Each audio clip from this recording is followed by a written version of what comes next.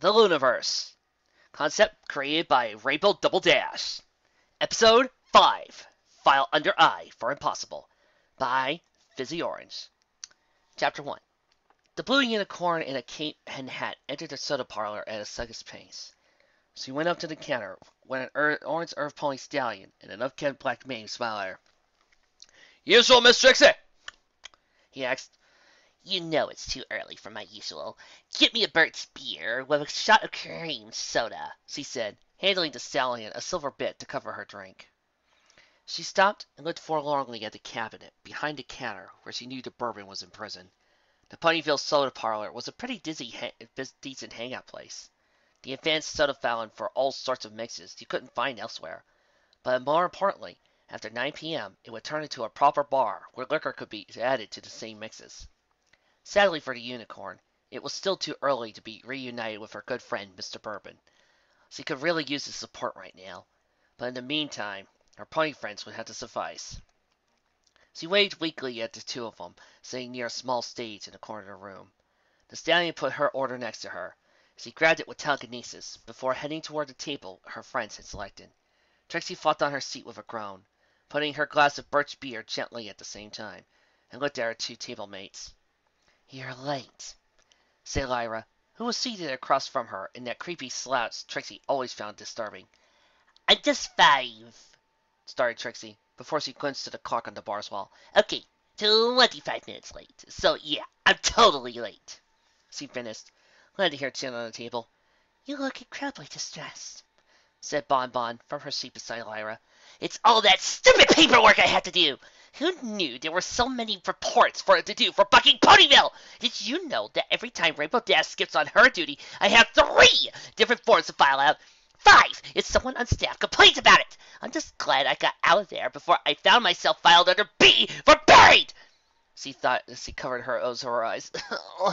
I'll never have enough time to practice for my evening time festival show at this rate. Lyra took a slow sip of her drink. A lime soda and grass juice mix that was almost exact the same color as her coat, before she looked at Trixie again. "Sounds to me like you could use an assistant to help you out." Trixie's head shot up immediately. "Of course! That's perfect! Plus, you're still looking for a job, right?" Lyra raised an eyebrow and stared at Trixie as he broke into an uncharacteristic smile. The magician aimed a pleading look at the other unicorn. Lyra stared. Trixie smiled. Lyra blinked. Trixie's friend faltered. Lyra smiled. Lyra stared. Trixie's expression turned sheepish. "I'll give you 5 bits if you help put my help wanted ad around town," Trixie finally suggested. The green unicorn sighed and closed her eyes. "I guess I could do that. My little pony, my little pony, ah, my little pony. Friendship never meant that much to me, my little pony. But now you're all here, and now I can see stormy weather, lots to share, a musical bond, with love and care, teasing laughter. It is easy feat, and magic makes it all complete. You have my little ponies. How did I ever make so many true friends?" It can all happen only on the hub. Presented by Concept created by RainbowDoubleDash. Presented by Hasbro. The element of magic was pacing her office while looking at the clock on the wall. It was almost 2 p.m., the hour her ad said she would start receiving interviewees for the job of administrative assistant to a representative. She hoped the complicated title would attract some pony serious. This was the first time Trixie would ever hire some pony, and, even though she would never admit it to a living soul, she had no idea what to look for in a candidate. She briefly wondered why the residency hadn't come with a staff, and if Princess Luna hadn't just invented more forms for her to file as a type of punishment. "We are most displeased! We must punish Trixie Lunamoon!" declared Luna to her assembled night court as they seemed to melt in the darkness. "Off with her head!" called a fat earth pony mare with a complex beehive hairdo and a sprightly covered dress. "Send her to the Craven Kingdom!" called a battle-hardened Pegasus pony in outdated armor and scarred from battle. "Nay, Those brutus methods are hardly befitting a punishment for the professed trickery and humiliating failure Lunaverse is responsible for, said Lua, casting the two members of the court into shadows. Erase her first name, so that way she will forever be known as Lunaverse, declared a Pegasus pony mare that looked suspiciously like Trixie's second-grade school teacher, complete with small sharp glasses and the ruler cutie mark.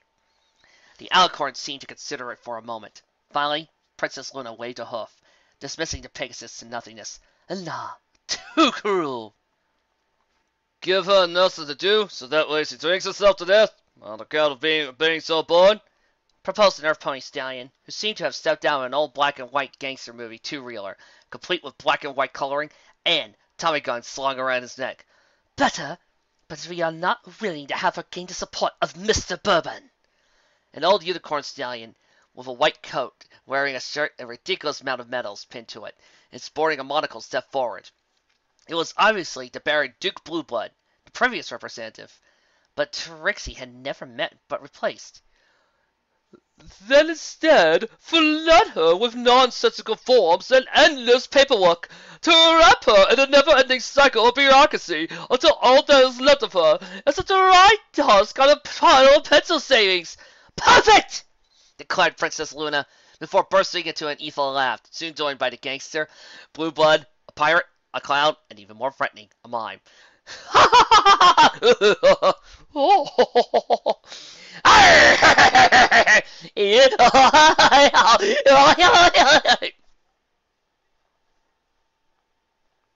Suddenly, the Baron stopped laughing. Oh my! I appear to have been backstabbed by my own kin! Well done! You may claim my monocle! He declared, before falling backward falling down to reveal a dagger buried deep into his back.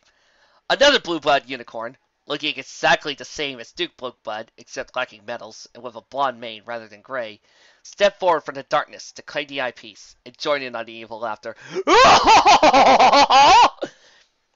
This paranoid and somewhat off-kilter fantasy was interrupted by a spirited knock on the door that nearly made the blue unicorn jump out of her cape. She took a moment to set her face onto a dignified and serious expression before trotting out to the door.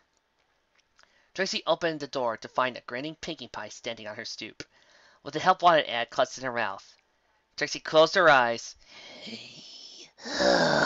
and took a deep breath and smiled at Pinkie. Then she slammed the door with her magic. Slam! This was off to a gloriously bad start. Tell me, Snails, why do you want this job? Said Trixie, looking decidedly unimpressed by the young colt. Because I think you're just so dreamy, you're pretty great and powerful, Trixie. I just want to spend more time for you. Can I have an autograph? Job? I came here for a drink, said the dark orange mare, obviously drunk. Trixie wondered why she even let the obviously tipsy pony in. This isn't Barry's bar! Start here. Well, you know, dude, again, Stallion, doing a lock of bright blonde made for his eyes. I mean, dude, that it's not cheap to get the waves so down and carry el bio or past thing. It's totally tubular, but it's like real harsh to bits, man, you know?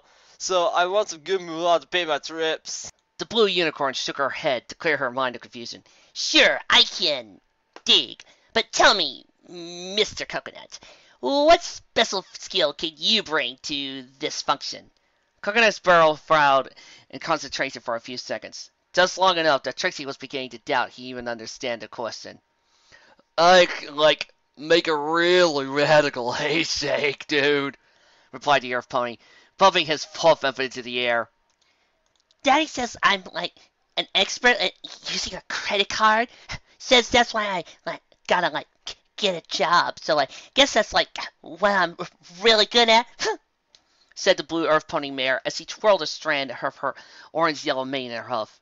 Trixie face-huffed, but managed to stay the course and asked the next question on her mental checklist, more out of a desire to finish quickly rather than know the answer.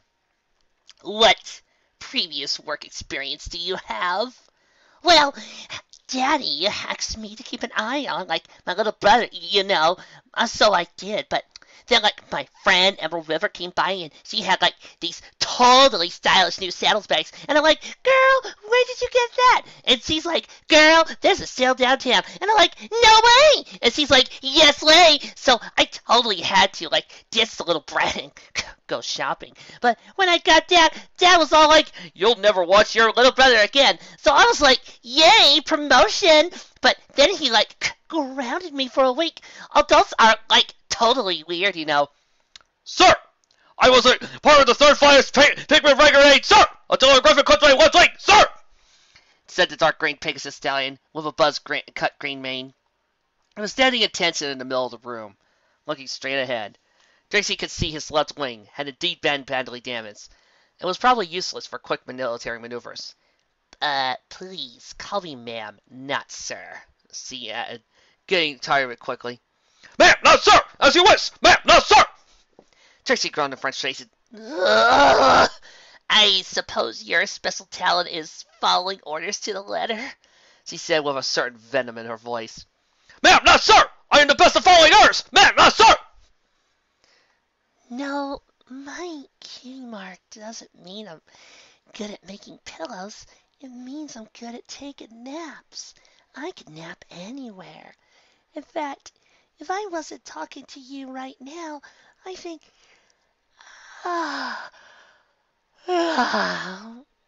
The light pink Pegasus bear stopped her X-rays at Dion. I would fall asleep right now. Those are some darn comfy pillows. Trixie's face hit her desk with a loud banging noise. Oh my gosh, are you okay? Asked the Pegasus pony, walking up to her desk. Yes, but I think I need a nap myself, replied Trixie, her face still pressed against the hardwood of the desk.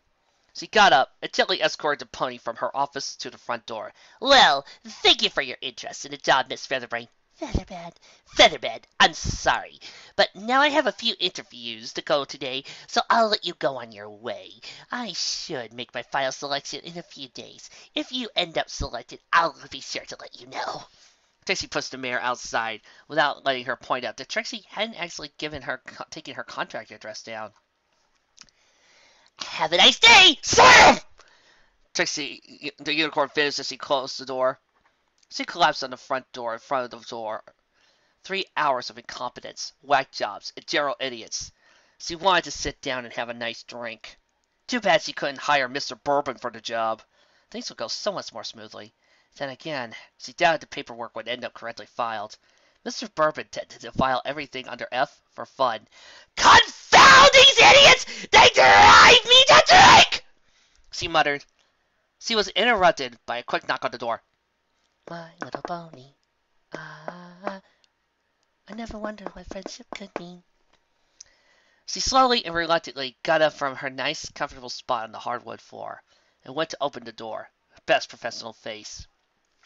The element of magic found Pinkie Pie, a basket of cupcakes held in her grinning mouth, standing beyond the door.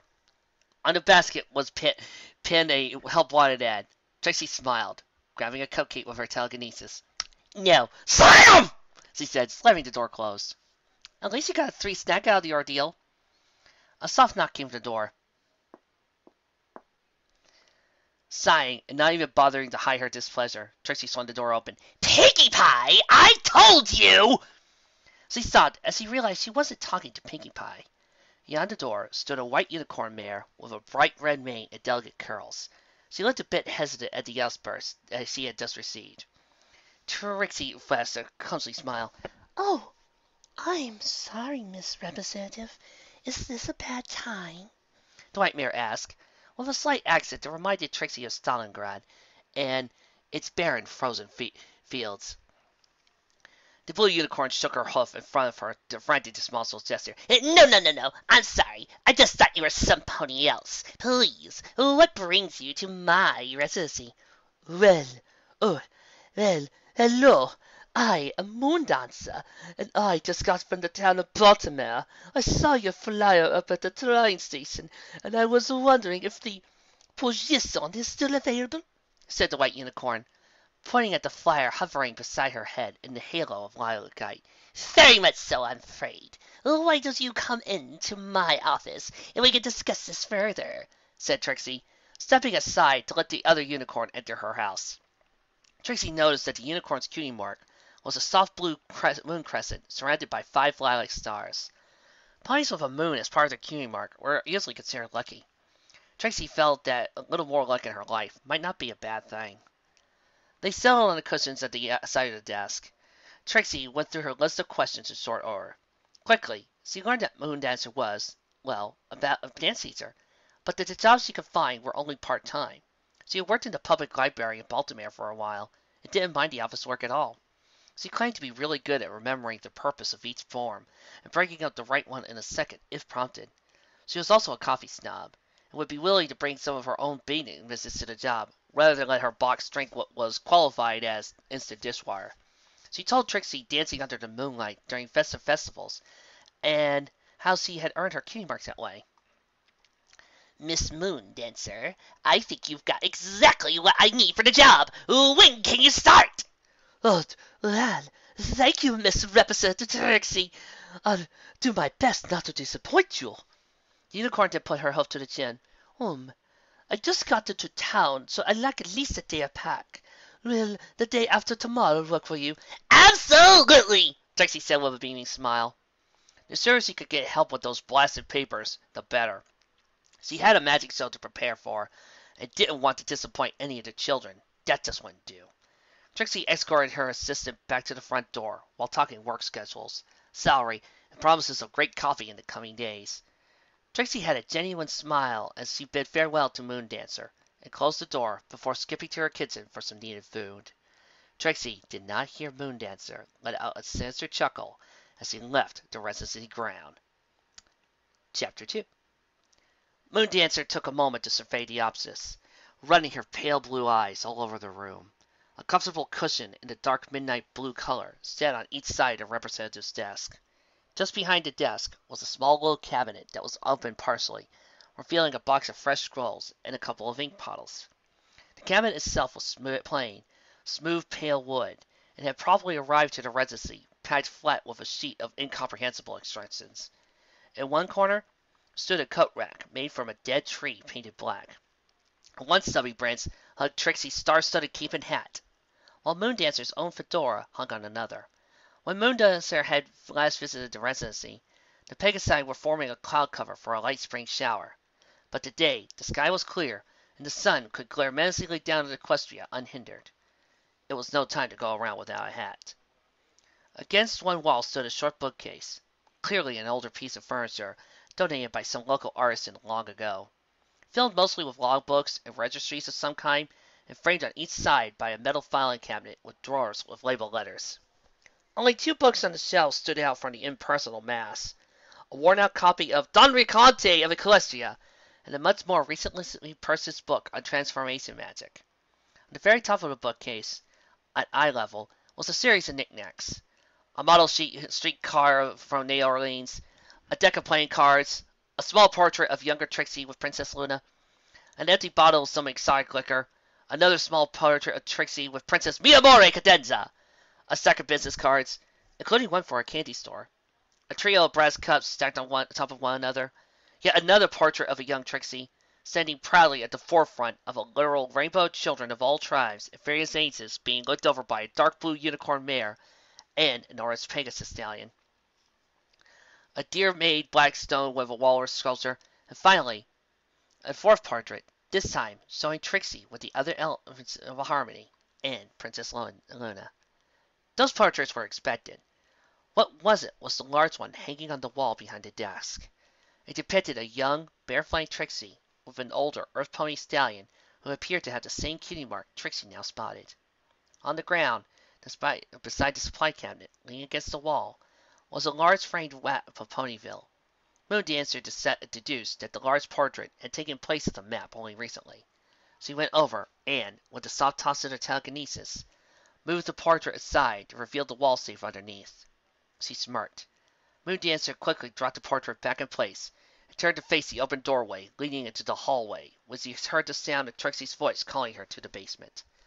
The voice had obviously been a ghost sound spell, because Moondancer had heard clearly Trixie, but Trixie didn't sound like she was yelling at all. In the dusty basement that seemed to serve as storage space for unused registering equipment, Trixie led Moondancer to a small desk he had uncovered. Moondancer had briefly wondered what official function necessitated a carton of rubber duckies as he sidestepped the open box. The desk wasn't much. 2 drawers and a small working surface with a groove to put an inkwell in. It obviously had seen better days. Phew! It's a bit dusty, but I think it'll do, until I can do another request for new furniture. I know that farm. I had to send a request for new shelving units back in Baltimore. I know how to trick them into processing faster, said Moondancer, coming closer to her new boss. Good. I'll go fetch some cleaning supply, and you can bring this up to the office. I'll be waiting, said the element of magic, trotting back upstairs. Try not to scrape the wall. The paint is new. Moondancer wiped her brow of sweat with her handkerchief. The desk had proven to be a lot heavier than it looked. The tight corner at the top of the stairs leading to the basement had proven tricky. By the time she had gotten to the office, Trixie was calmly munching on a carrot, looking over some scroll. Without looking up from her reading, she pointed to a rag and a bucket of hot water in the corner of the room. The smell of pine-scented cleaner wafted through the air, trickling Moondancer's nostrils. All you need is to make that desk sparkle like new. Moondancer rolled her eyes, but went to work wordlessly. She quickly finished the top of the desk, and was about to move to the interior drawers, when she realized one of the 2 drawers was incredibly hard to open. After first trying with her hooves, she decided to use her telekinesis. Why is there a pair of dumbbells here? She asked no one predicted, indignation in her voice. The rest of the morning went by relatively quickly. When Trixie saw Moondancer to report to file, when someone petitioned the representative officially, the way to officially transmit a royal edict to the town council and mayor's office, where to find supplies, including a large stack of unfolded boxes for the weekly shipment of paperwork to Canterlot. Finally, they moved to a series of forms related to Weather Patrol. Why are there Weather Patrol-related reports filed under R rather than W? Inquired Moondancer. Not all of them are under R, but so far, this month I have yet to do any paperwork not related to Rainbow Dash, said Trixie, obviously annoyed. Rainbow Dash? Asked Moondancer. Rainbow Dash, repeated Trixie, nodding. Who's Rainbow Dash? Oh, right, new in town. She's the weather manager. She skips out on her work all the time. I swear, some days it feels like she's doing it just so I have more work to do. Problem is, she's really, really good at her work, and nothing is ever late. Normally, this sort of following would fall onto the members of her team. But the Pony Weather Patrol is too small to have a dedicated administration department, effectively making me the Pony Resource Manager for the Weather Patrol. I learned the hard way when I ended up having to send the apology letter for a late winter wrap-up. I'm not sure what was bigger, the pile of paperwork I had to do after that, or the pile of snow that needed to be melted. So I'm the one who has to notify the Equestrian Weather Services whenever Rainbow Dash is too lazy to come into work, because they might dock her pay for those days off. Trixie shook her head and walked back to the cushion by her desk. At first, I would do one report each day, but then I realized I was just giving myself too much work. So I just wait until the end of the week, count the number of days she wasn't there, and just pretend she took all those days in a row. It's simple that way. The other pony nodded in understanding. Okay. Anything else we didn't cover? There's a bunch of disaster-related reports I'm supposed to know. Emergency relief fund requests, that sort of thing. But nothing ever happens in Ponyville. So I don't think either of us needs to know about those. The information about those is in the red book in the bookcase anyway, said Trixie, waving in the direction of said red book. Nothing else. Oh, right. The 3rd drawer on my desk holds my personal correspondence with Princess Luna, so that drawer is off limits. But the rest is just boring stuff, so no problem there. Also, don't touch my Don Riccante book. It's really precious to me. As you wish, Representative. Moondancer took a quick glance at the old book, then back to the portrait of Trixie with the earth pony, and finally down at the large dark wood desk. The corner of her mouth twitched, threatening to break into a sneer. The two of them worked in silence for a while. Trixie completed a few forms, and her new assistant putting them away in respective folders. Moondancer also completed the request form needed to gather a new desk or the budget to acquire it. The clock sounded off at midday with a glim toll of the chime. The blue unicorn looked up from her work. Time for lunch. Would you like a dandelion sandwich? Oh, that would be wonderful.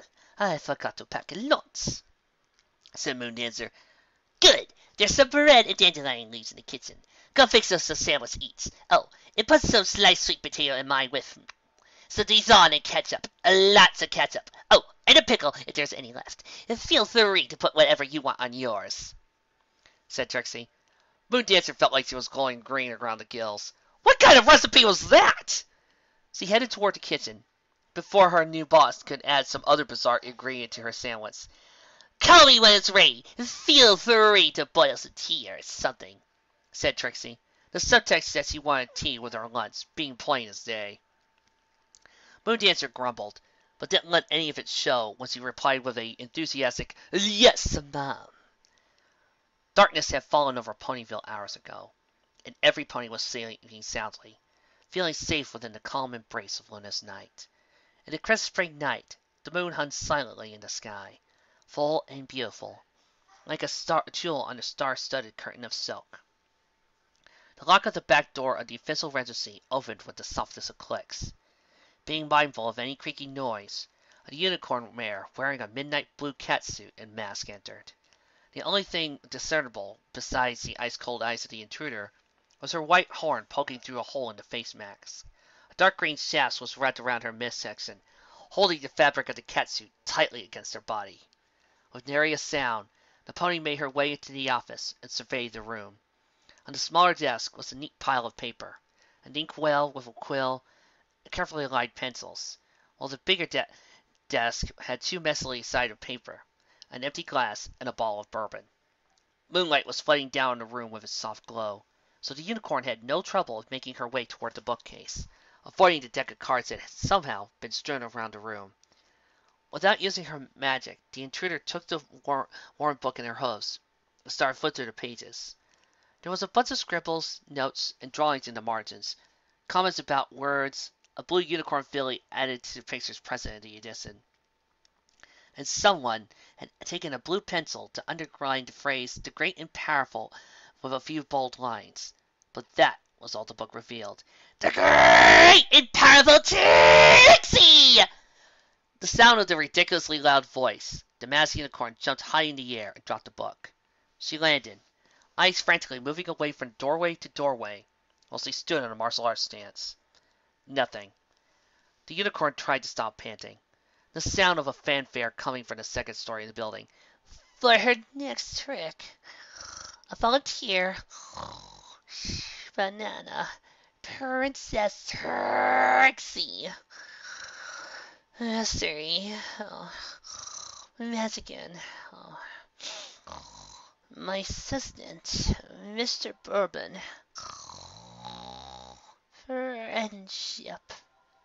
A voice coming from the upstairs, rising and falling constantly in volume. The unicorn's eye bulged when she realized that that was Trixie's voice.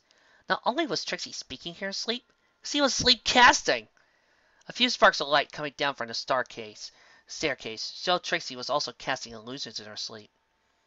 The unicorn took the book back into her hooves and placed it back on the shelf before making her way back toward the door.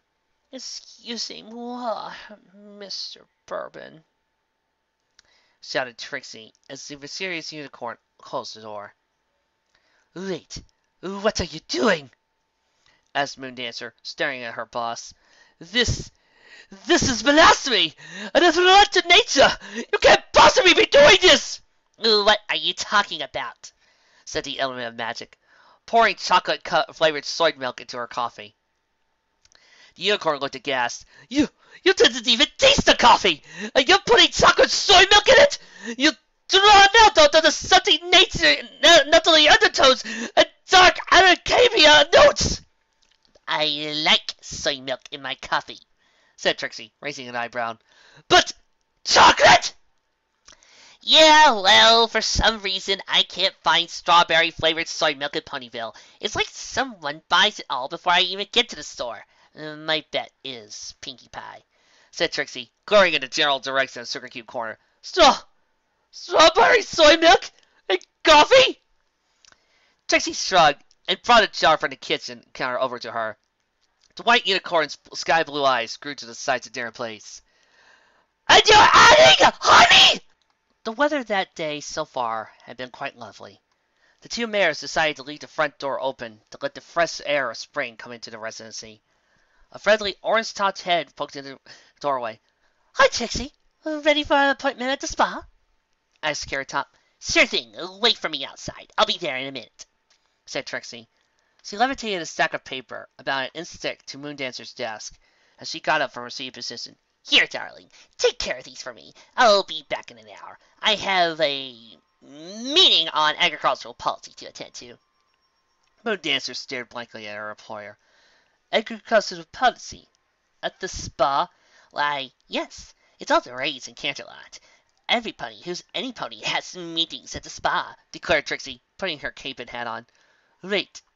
I don't even know what to put on those, called the white unicorn, as the star-studded representative disappeared down the hallway.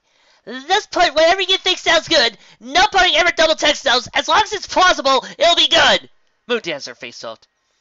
Moondancer! Called Trixie, calling her assistant back from the kitchen. What is this pile of horse apples? She said, pointing her hoof to the paper levitating next to her. The report you told me to file when you went to your meeting? Asked Moondancer, in a voice that surprisingly betrayed no sarcasm of any kind. It's a random mumbo-jumbo, and the penmanship is horrible! Do you want me to make it like an incompetent? Do it again! She said, slamming the pile of paper back on her desk. Moondancer! We're out of toilet paper! Run to the store and buy me some! Moondancer! The door to the small apartment flew open with a blast of lilac and a bang. An angry-looking white unicorn mare walked in, grating her teeth. She slammed the door closed again before heading for the bedroom, mumbling threats of dismemberment aimed at a certain representative of Night Court. As she went from the shadow to the brightly lit-colored area created by the window, her mane changed color to a soft lavender instantly deflated, while her key mark no longer showed a crescent moon surrounded by stars, but only by a black envelope. She stopped in front of the ornate mirror, standing on her dresser, and concentrated matching it to her horn. Her image in the mirror started to melt away as a new image appeared, that of a shadowed room where a unicorn stallion stood in shadow, his face impossible to make out. Have you uncovered anything? Said the stallion with an obviously disguised voice. The modulation spell couldn't hide the prim and proper Canterlot accent. Yes, that personal student of Princess Luna is an insufferable little witch! Growled the pony known as Moondancer. The sound of a hoof beating wooden surface was heard. This is no time for your petty concerns. You know what I mean. Did you find any leverage? The mare shook her head. My first intrusion didn't reveal anything. I'll go back tonight and check my second lead. This one might be a little trickier, but I doubt she'll notice anything amiss. I will not fail you, my lord. You would do well to remember that you cannot afford to fail me, lest you want your tainted lineage be brought to light, said the stallion. The money you are providing me is more than motivation enough. Besides, I doubt you could really prove anything, said the mare. Do not underestimate me, Cezanne. I have more than enough resources at my disposition, do you realize? The mare's eyes narrowed. And don't you underestimate me. Dear Viscount Blueblood.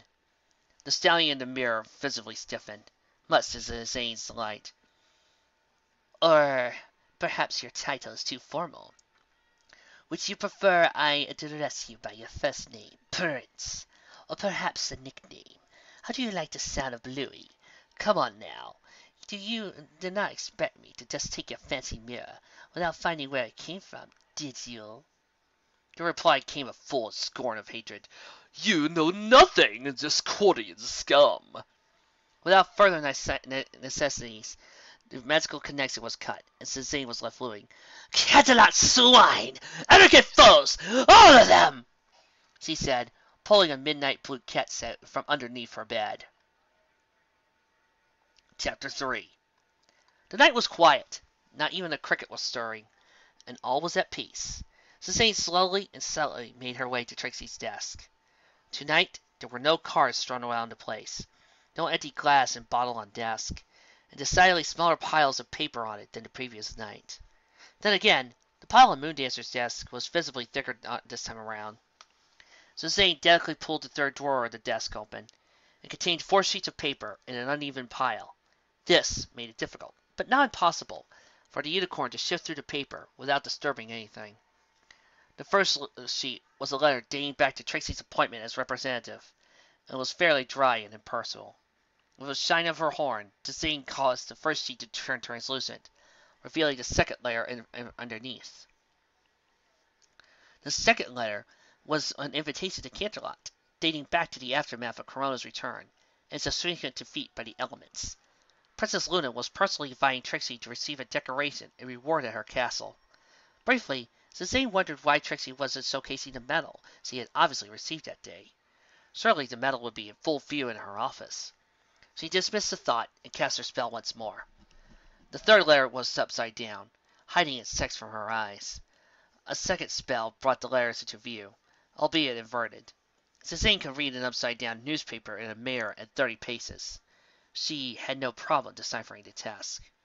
The letter described how Trixie could acquire her stipend and other technical details, once again dating back to Trixie's arrival in Ponyville. The fourth letter was a lot more personal. In it, Princess Luna insisted Trixie to assist the Unicorn Rarity during the then upcoming winter wrap-up. Apparently, this was to apologize for Trixie's actions during the days leading to the longest night celebrations. With a flash, all the letters returned to normal. Mrs. Zane pushed the drawer closed without a sound. She was finding the urge to grumble out loud. "Personal correspondence by flank! Anything you can do, I can do better. I can do better than anything than you," sang Trixie, still in her shower. Moondancer put her hose to her ears. When the mayor had shown up for work, Trixie had just woken up, and still had bedmate when she came to the door. She had been in the shower for the last 5 minutes, constantly singing the same couplet of that song, apparently unable to remember the rest. Normally, a pony's voice sounded better under the shower, but it was as if Trixie was singing a key on purpose. This day was off to a gloriously bad start. "I thought you said those boxes had to be mailed weekly," said Moondancer, using her magic to balance the 4 boxes of paperwork, precariously balanced on her desk. Trixie shrugged. "I got held up with stuff." "But it's almost midday," complained the White Unicorn, pointing to the clock. "Well, yeah, those boxes are late enough already. They need to make the 1 p.m. train to Canterlot, so you better hurry," replied Trixie. Moondancer resigned herself to head to the door. "As you wish, representative." The door slammed behind Moondancer as she entered the residency in a hurry. She was still panting when the clock sounded off noon. Corona was no longer in the sun, but the unicorn still didn't feel safe under its harsh glare. And more importantly, neither did the residents of Ponyville. Suzanne couldn't afford to stand out from the masses.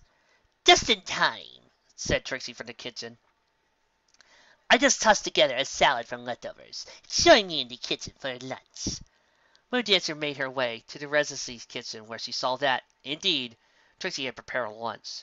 2 plates of simple salad, mostly made of dandelion leaves, sweet potato slices, and carrots, stood to the side of the table. Trixie was busy putting tea in boiling water. "Dig in. The tea will be ready any second." "Thanks, Miss Trixie." Well, this was a pleasant surprise, thought Suzanne. She sat at the table and took hold of a fork with her telekinesis and jabbed it into her food. The salad was topped with a red salad dressing.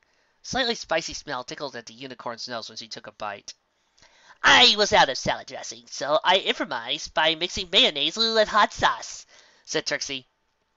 Moondancer's eyes bulged out. She jumped into the air, blades spouting from her open mouth as she cried for water, diving for the clear pot of water in Trixie's telekinetic field. She gulped it all down.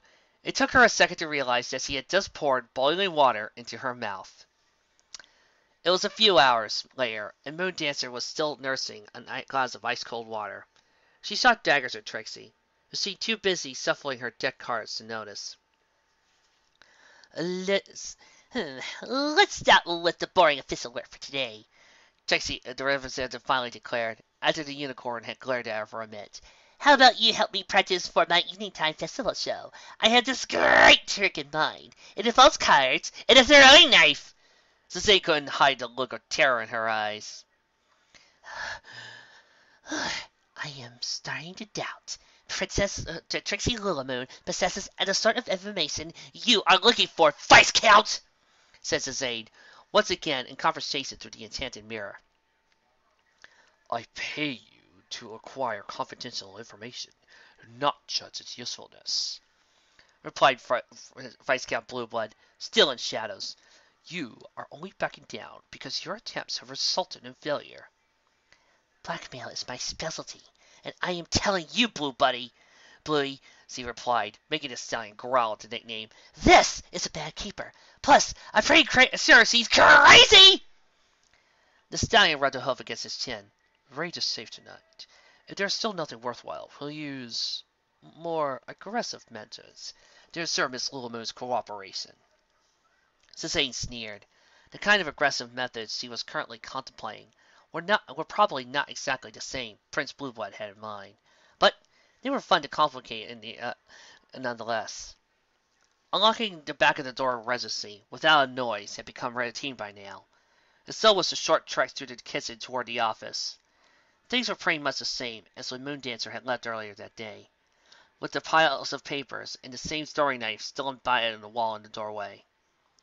Facing the large portrait of Trixie and the ear-pointing stallion, Zazane briefly considered drawing a mustache on the face of her annoying boss. She finally decided against it and took the framed picture down gently with her telekinesis, revealing the wall safe behind. She placed an expert ear onto the door and quickly found a combination to open it, swung the door open, and looked upon her prize. Carrots! Lots of carrots. Not quite what you expected, Moon Dancer? As if that's your real name, said the voice of Trixie from somewhere behind the intruder. She whipped around in time to see Trixie appearing, as if her glitters were bleeding in from the ether. The blue unicorn stood proudly, cape fluttering and her hat pressed upon her head. Do not try to deny it. I, the great and powerful Trixie, have seen through your clever disguise. The great and powerful Trixie must commend you on your mastery of subtle illusions, capable of fooling even the passive senses of the great and powerful Trixie. If the great and powerful Trixie hadn't been suspicious, she might have never bothered to perform a more active examination. It was very clever of you to change nothing but the color of your mane and cutie mark, declared Trixie, putting a hoof to her chest. Zazane glanced toward the bookcase. I put the book back wrong, didn't I? That's how you knew! Trixie let out a mocking laugh. Ha ha ha! Don't underestimate the great and powerful Trixie. The great and powerful Trixie was already watching you on that night. No, you gave yourself away the very day you first approached this great and powerful Trixie! The intruder's eyes bulged at that declaration. What? How? Piggy pie, said Trixie with a smirk. Zazane blinked a few times. Piggy pie? You claim to be new in town. However, even after 2 days, Piggy Pie had yet to organize the party to welcome you to Ponyville. Piggy Pie never misses such an occasion, said Trixie, glaring at Zazane. It made the great and powerful Trixie suspicious, and she followed you home, where she witnessed your transformation to your true form and your attempt at finding her secrets. This is not the first time some pony has attempted to gain sway over the night court by spying on the great and powerful Trixie. She is, after all, Princess Luna's faithful student. The other unicorn growled in anger. Is that why you're such an insufferable boss? Because you were trying to chase me away? Punish me for spying on you? Trixie looked confused. What are you? I mean, yes! The great and powerful Trixie is normally a much more benevolent employer. Zazane's left eye twitched in anger. That was an obvious lie. She could have accepted Trixie for being a jerk for the sake of punishing her. Par for the course. But Trixie hadn't changed her behavior. Zazane growled in anger as she charged magic into a horn.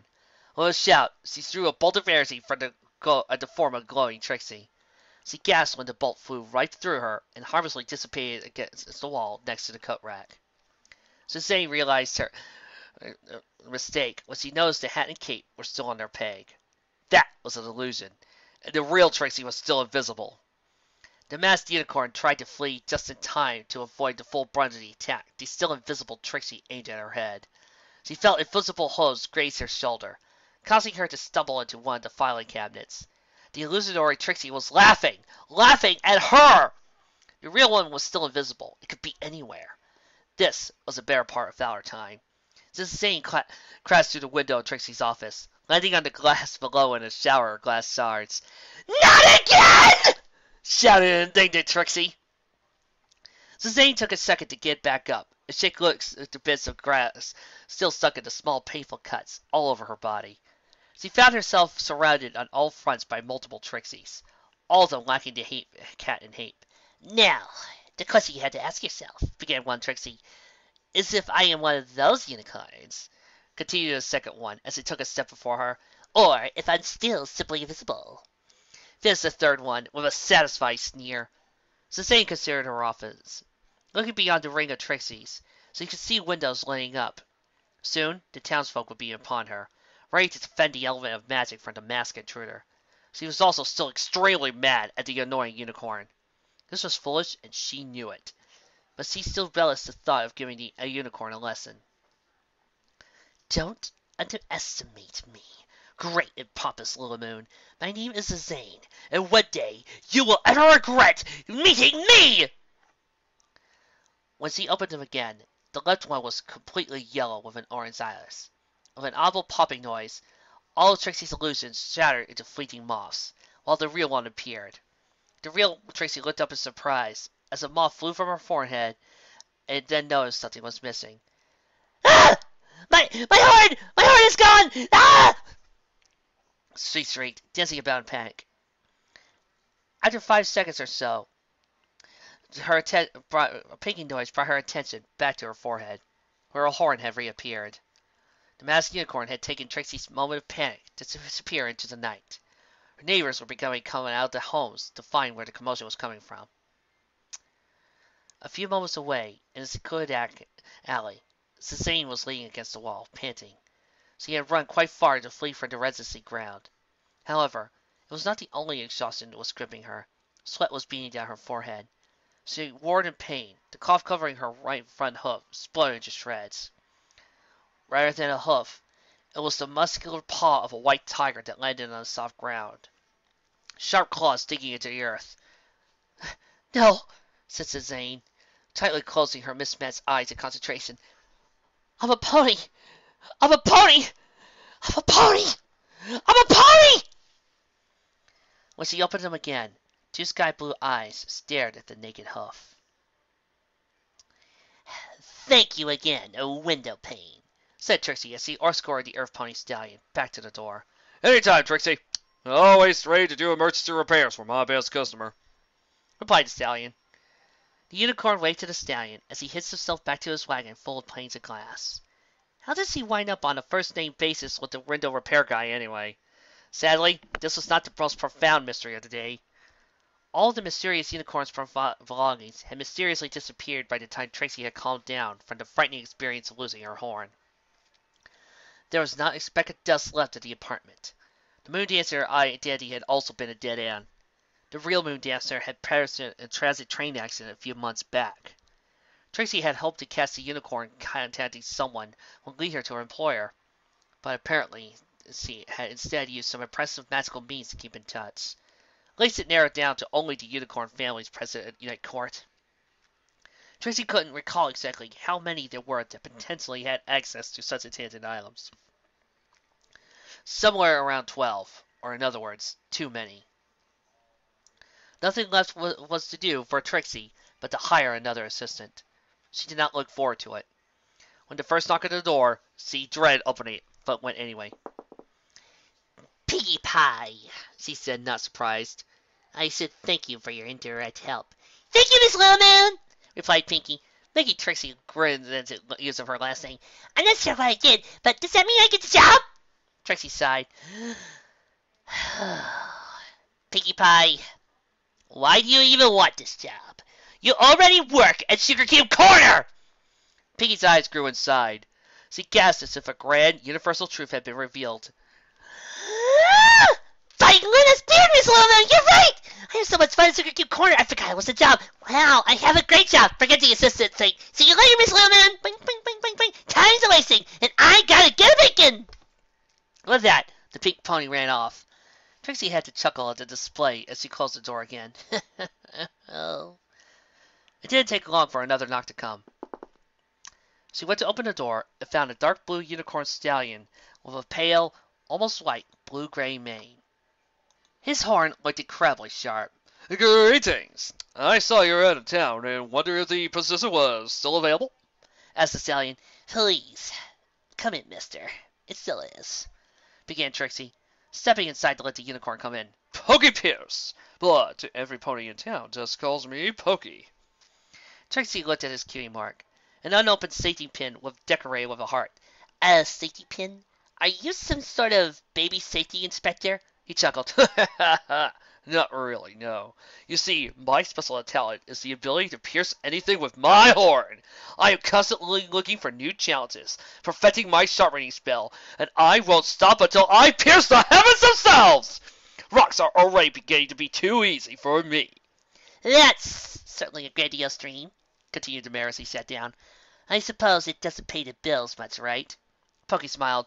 That much is obvious. I actually took classes in administration in Philadelphia and came back to my hometown recently.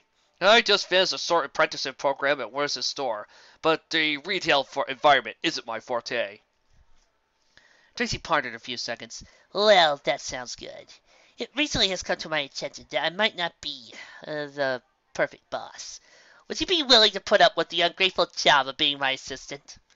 Ah, yes. Every pony in town tells me you're a jerk no pony wants to be friends with, said Pokey, smiling as he flinched at that.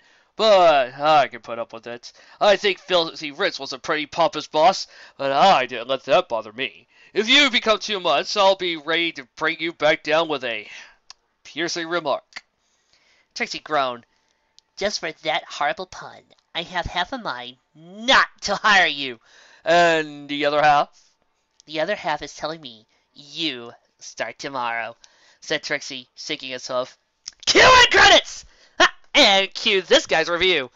Well, this was a fun little short story, and I do mean short. This is probably the only time ever on this show that we finished an entire story in one video, but I digress. What I really like is that this furthers Trixie's character. We see more to our favorite pompous, arrogant, egotistical, maniacal, insane in the membrane unicorn. That yes, she is very, very observant. That she didn't get to be Luna's #1 student just on being awesome alone. But she also has her own unique skills that makes her quite unique and gives her her own abilities. I also liked how Trixie came to a realization that she was a bad boss. She knows that that's one of her downfalls. But she's accepted, willing to move on, and knows that it's something for her to improve. It shows a rather good character growth for our mayor. Another thing I also enjoyed was, well, some of the other OCs, like, for instance, that little montage we did. Thanks to my little brother for providing the voice of the surfer dude.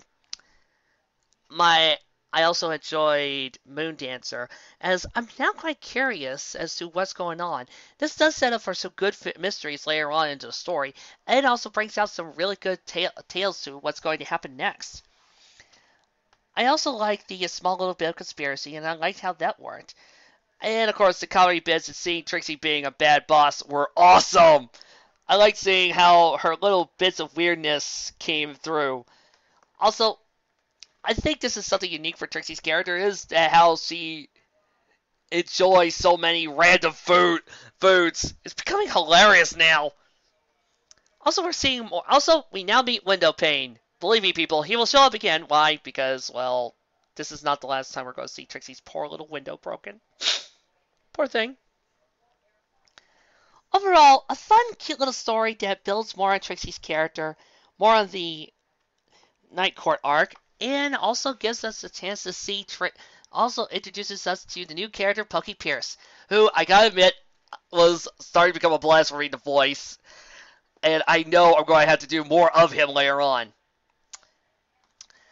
Join me tomorrow, people, for the special episode. As well, here's the trailer.